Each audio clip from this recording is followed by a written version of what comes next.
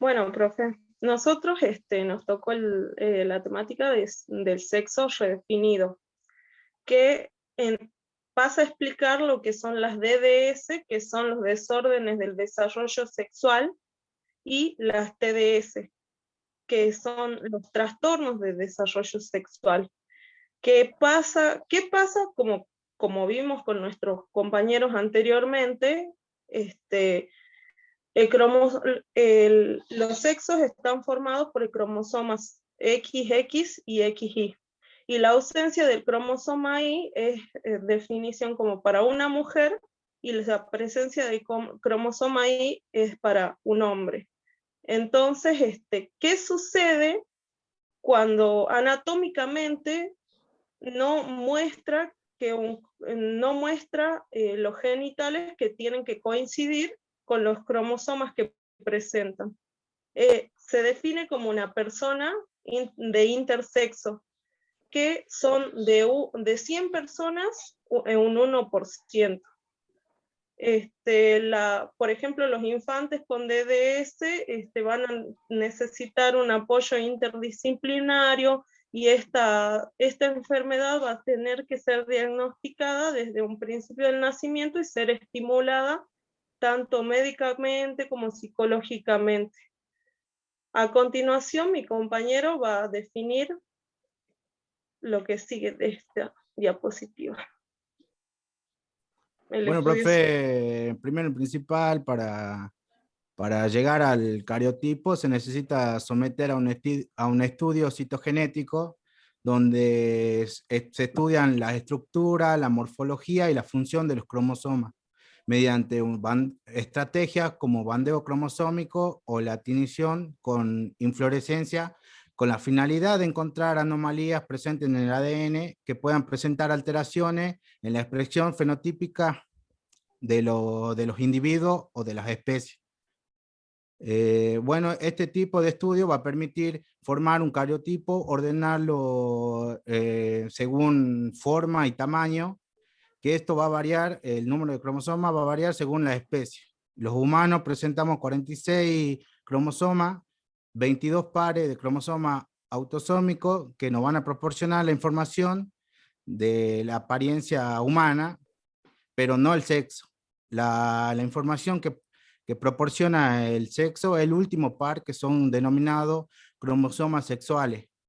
Y bueno, el dimorfismo sexual habla sobre a nivel cromosómico, que son determinados por los cromosomas sexuales XX y XY, que son cromosomas que van a, que van a proporcionar funciones específicas y reguladoras y que permiten expresar la formación de las gónadas que se va a desarrollar, que eso lo va a desarrollar mi compañera más ampliamente. Bien, el inicio del sexo. A las 5 semanas de desarrollo, un embrión humano puede dar lugar a una anatomía femenina o masculina. Junto con los riñones en desarrollo, dos protuberancias, las crestas gonadales, van a emerger junto con dos pares de ductos, uno de los cuales puede formar el útero y las trompas de falopio, y otro los conductos genitales internos masculinos. Las gónadas van a activar las vías de desarrollo para convertirse en ovario o testículo.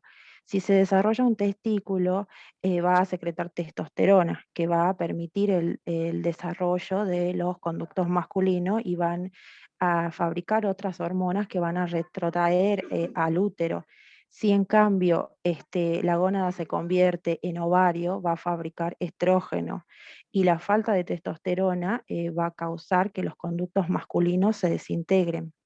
Las mutaciones génicas afectan el desarrollo de las gónadas. Por ejemplo, una persona con cromosomas XY puede desarrollar características femeninas, y personas con cromosomas XX pueden desarrollar características masculinas. En los 90 se descubrió la identidad del gen llamado SRI, que puede activar el desarrollo de una gónada de ovario a testículo. Por ejemplo, en individuos XX que tienen un fragmento de cromosoma Y y que poseen ese gen pueden desarrollarse como hombres. Y individuos con cromosomas XY que portan esas copias de gen también pueden desarrollar genitales y gónadas atípicas y un útero y trompas de falopio rudimentarios. En el 2011 se demostró que el gen ovárico RSPO1, si no funcionaba normalmente, provocaba que las personas con cromosomas XX desarrollen ovotestis, que una gónada con áreas de tanto de desarrollo ovárico como testicular. Bueno, ahora van a continuar mis compañeras.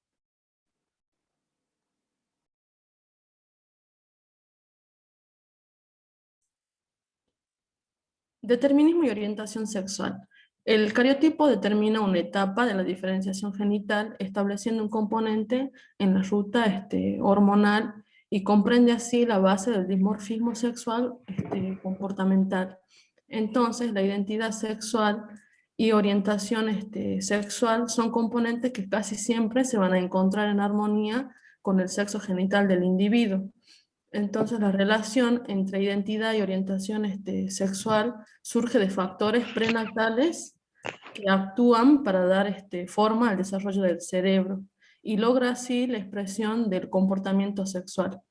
Por lo tanto, el ambiente hormonal es muy importante porque evidencia la identidad y la orientación sexual, por ejemplo, si es masculinizada es por la presencia de testosteronas y si es femenino es por la presencia de estrógenos. Otro determinante es el desarrollo psicosexual del individuo, que va a presentar tres bases. La primera es la identidad de género, que hace referencia a la autorrepresentación como hombre o mujer. La segunda es el comportamiento típico de un sexo en particular, por ejemplo, en la infancia, la elección de los juguetes, o en la adolescencia, la elección de la vestimenta. La tercera base la explica mi compañera. Bueno, como decía Valeria, la tercera base del comportamiento psicosexual hace referencia a la orientación sexual.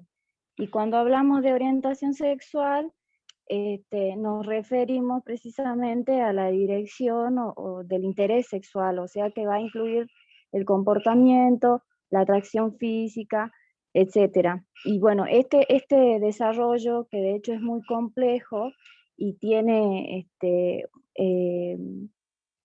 está influenciado por varios factores, como por ejemplo la exposición a los andrógenos, los genes de los cromosomas sexuales, la estructura del cerebro, las circunstancias sociales, la dinámica familiar, el componente cultural, religioso, etc. Está reflejado, o se podría decir que se construye desde la etapa prenatal. Y esto se puede evidenciar cuando en el proceso de desarrollo gestacional, precisamente entre el cuarto o quinto mes, se podría decir que ocurre algo así como la sexualización del cerebro. ¿Y qué es lo que ocurre en ese momento? Si es que todo va de acuerdo con la información genética de ese individuo, es decir, si no hay problemas de deficiencia hormonal, si no hay mutaciones o no hay ningún otro inconveniente, ese individuo que se está gestando se va a desarrollar o niña o niño, y el comportamiento sexual a posterior va a ser un comportamiento masculino si es un niño, un comportamiento femenino si es una niña. Pero ocurre por cuestiones que hace rato estaban explicando los compañeros y que van a seguir desarrollando ahora mis otros compañeros, que no siempre esto ocurre, porque precisamente hay un componente externo que influye y que se ve reflejado en la orientación sexual del individuo. Y bueno, como dije anteriormente, esta influencia que está dada por muchos factores, es también una base para aclarar que la asignación del sexo no equivale a una asignación de género, ni mucho menos a una orientación sexual, va mucho más allá. Por lo cual, en la atención de las personas o de los pacientes que puedan llegar a presentar este tipo de trastorno, este tipo de condiciones, es necesario que el abordaje sea de una manera multidisciplinaria. Es decir, que se los atienda desde genetistas, endocrinólogos, ginecólogos, urólogos, psicólogos, desde la psiquiatría también, y bueno, y todas también desde la parte social y para la contención y demás. Ahora sigue Lucas.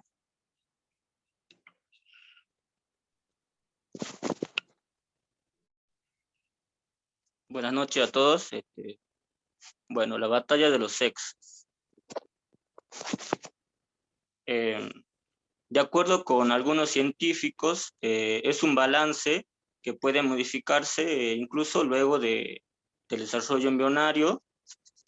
De acuerdo con algunos estudios científicos, se determinó que las gónadas no son la única fuente de diversidad en el sexo, sino que un gran número de DDS, diferencia o desorden del desarrollo sexual, son causados por cambios en la maquinaria que responde a señales hormonales de las gónadas y otras glándulas. Por ejemplo, el síndrome de insensibilidad completa a andrógenos, o más bien es conocido como CAIS. Este síndrome es una enfermedad que surge cuando las células de una persona se muestran sordas a las hormonas sexuales masculinas, porque los receptores hormonales no están funcionando de forma correcta. Acá en la imagen podemos apreciar que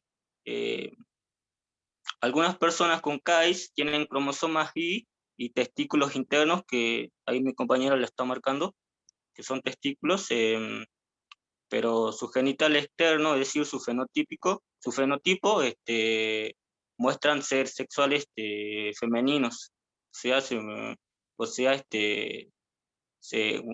visibilizan en la vagina, y en la pubertad por ende se desarrollan como mujeres. Esta enfermedad del CAIS es poco casual, porque afecta alrededor de entre 5.000 personas. Por otro lado, algunos investigadores afirman que la definición debería ser ampliada para incluir variaciones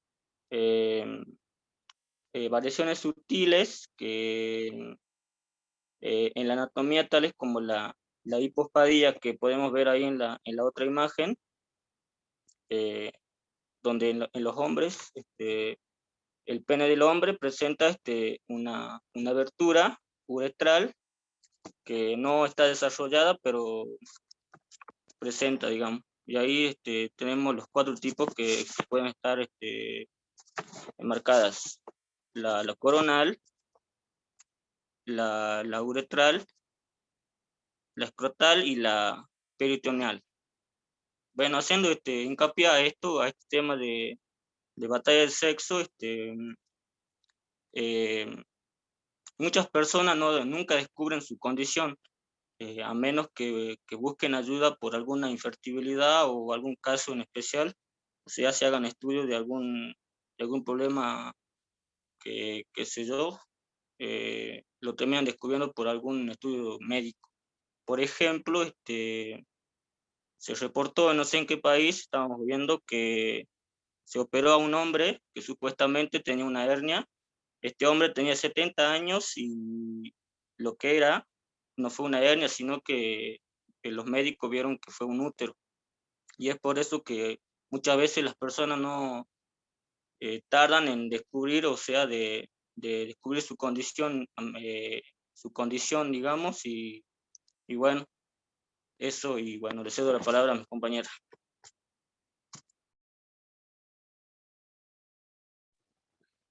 Bueno, en la actualidad, los estudios de los desórdenes del desarrollo sexual se han complejizado debido a que los científicos se centran en las células individuales.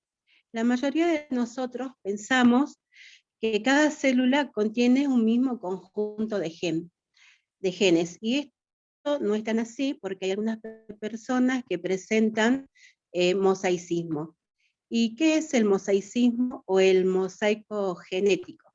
Bueno, es una alteración genética en la que en un individuo existen dos o más líneas celulares diferentes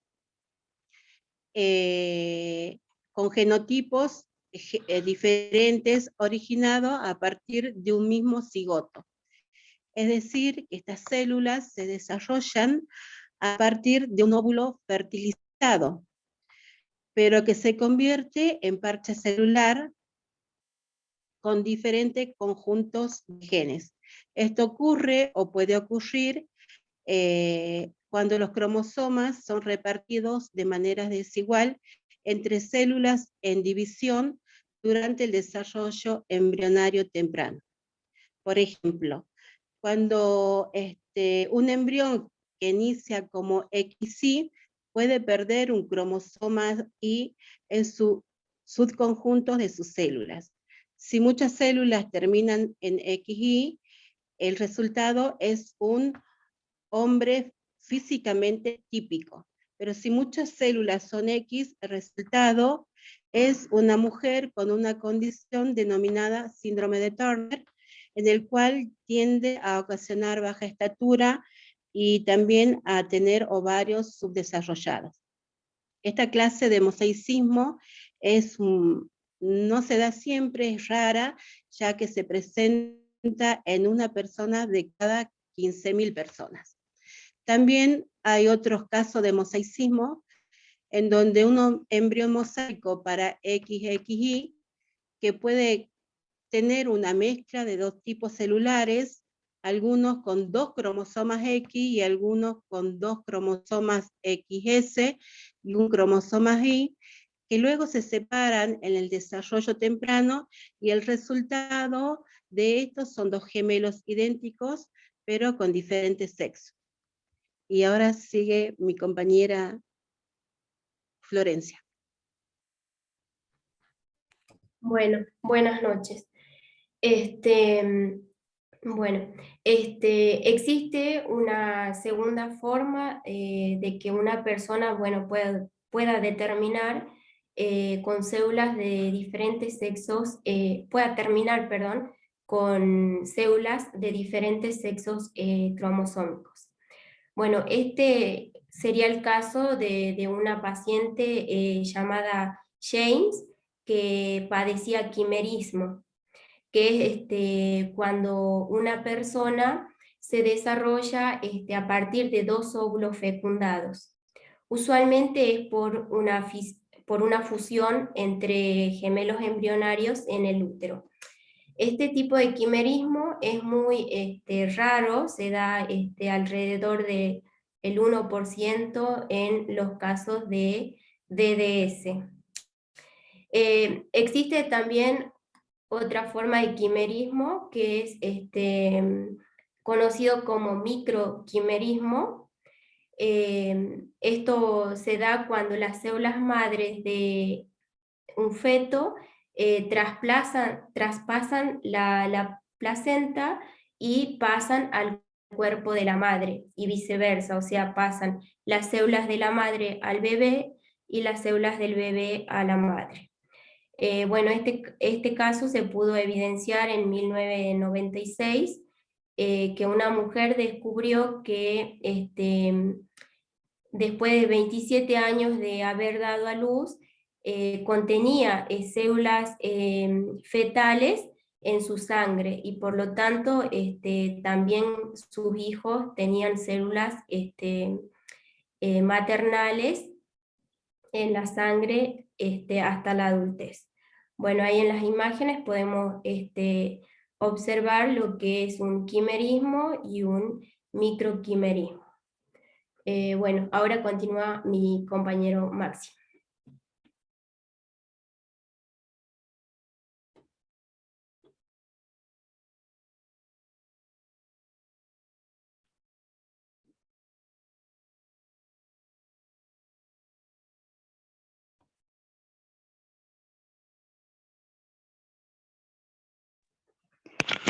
Activa el micrófono, Maxi.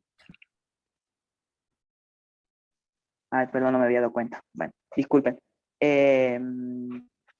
Bueno, yo voy a hablar más de lo binario.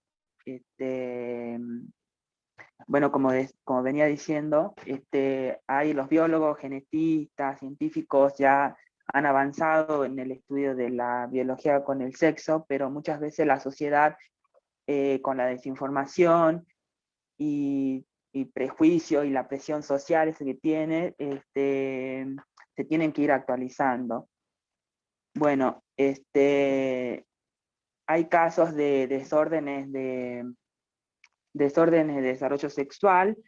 Bueno, hay un caso en Carolina del Sur, en mayo de 2013, un bebé conocido como MC, ha tenido un desorden de desarrollo sexual, ovu y testicular, que quiere decir que tiene tanto órganos sexuales masculinos y femeninos. Ese bebé, bueno, ha sido sometido como decía, no tiene tantos derechos, no tiene la edad suficiente para decidir sobre su cuerpo, y bueno, los padres hicieron a los 16 meses de edad someterlo a una cirugía, someterlo a una cirugía y dejarlo, designarle el sexo femenino. Después, al pasar del tiempo, cuando el bebé creció, se designó con los órganos o con los genitales y su condición masculina. Y eso pasa mucho a veces de que a veces los padres, por encajar, ser algo más o menos normal, entre comillas, toman decisiones que a veces no se dan cuenta de lo que uno quiere, ¿no? De lo que uno quiere ser. Básicamente se van más en el prejuicio y en esa presión social de la sociedad que dice, no, que sí o sí tienen que ser hombres, mujeres, pero no se fijan de lo que quiere un individuo, digamos, elegir sobre su cuerpo, y bueno, y su condición y su orientación sexual, etcétera, etcétera. Bueno, ahí Juli, que si quiere aportar algo en la conclusión que acabo de decir. Sí, como conclusión, como venía diciendo Maxi, que es muy difícil tanto como para los padres como para los hijos, porque es una cuestión que la persona que es intersexo, este individuo, está atravesada por una cuestión cultural, social, político, económica. No solamente es un trastorno genético médico, sino que tendría que ser algo que se desarrolle interdisciplinariamente, como ya venían diciendo también mis compañeras, para que este infante pueda crecer en un entorno cálido, en donde lo pueda estimular positivamente y sin crear ni estigmatizar a esta persona que ha nacido intersexo. Tampoco debería por qué imponerse sin que él pueda decidir una orientación sexual, ya sea extrayéndole los órganos masculinos o femeninos. Porque como dice acá Valiant Harley Hackerman, cada individuo y su familia deben construir ellos su futuro hacia dónde si ellos quieren ser hombre o mujer o lo que ellos decidan ser. Ya sea si, porque la comunidad, La comunidad LGBT ha luchado mucho por sus derechos, ya que no solamente se da anatómicamente que se vea esta condición de intersexual. Como bien decía mi compañero, se dieron casos en los que generalmente presentan órganos masculinos toda su vida, pero sin embargo tenía un útero que se descubrió ya cuando la persona tenía 70 años. O sea, esta enfermedad debería ser mucho más investigada, también la sociedad debería evolucionar mucho más en este estado de las personas con DDS y debería darse más a conocer porque muchos no conocen estos trastornos del sexo, ¿no? Y nada, esto, profe, una reflexión sobre cómo se debería ahondar en este tema y cómo se lo debe intervenir y de manera temprana. Muchas gracias.